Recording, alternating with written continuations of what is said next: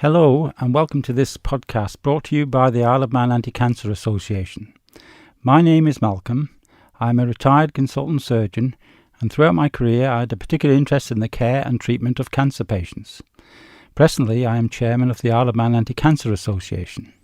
And I'm Sandy, Executive Officer of the Isle of Man Anti-Cancer Association and a cancer survivor. The Isle of Man Anti-Cancer Association has been in existence for over 60 years, raising funds to support Manx cancer sufferers and in recent years promoting greater awareness of the signs and symptoms of various tumours. In this podcast we want to talk a little bit about brain tumours. This type of cancer affects 10 to 15 Manx residents every year.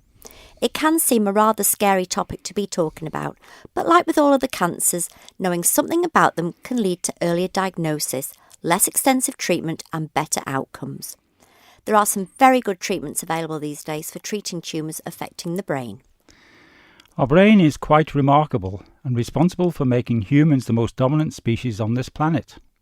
It is basically the control centre for everything we are capable of doing. However, the brain is quite a soft structure, often described as having the consistency of a blancmange, and relies for protection from damage on being encased within our skulls.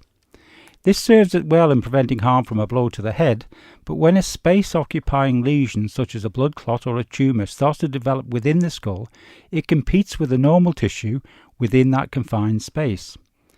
The early symptoms of a brain tumour relate to this increased pressure within the skull and compression of the different parts of the brain involved with the lesion. Tumours within the brain can be primary, which means arising from cells within the brain, or secondary, where cancer cells have spread to the brain from elsewhere in the body. There are over 100 different specific types of primary brain tumours scanning all age ranges, although most occur in the over 65 age group. The commonest arises from glial cells and are called gliomas. They are usually graded from 1 to 4, 1 being benign and 4 being the most aggressive. The commonest secondary brain tumours arise as metastases from lung and breast cancers, but bowel, skin and other tumours can also spread there. Symptoms related to increased pressure within the skull, known as raised intracranial pressure, are headache, nausea and vomiting, and drowsiness or loss of consciousness. Headaches are a very common symptom experienced by individuals associated with a vast variety of conditions, such as viral infections, stress, migraine, and overindulgence in alcohol. Headaches arising from a space-occupying lesion usually tend to be different than headaches you may have experienced previously, often throbbing in nature and associated with nausea. It may wake you up through the night, or be worse first thing in the morning, or when you cough, sneeze, or bend down. It is also poorly relieved by common over-the-counter pain-relieving medications such as paracetamol and aspirin, and gradually gets worse over time. Other symptoms relate to where the tumour may be within the brain. Some of these can be quite obvious, such as weakness in the limbs, face or one side of the body, problems with your speech or difficulty with balance or walking.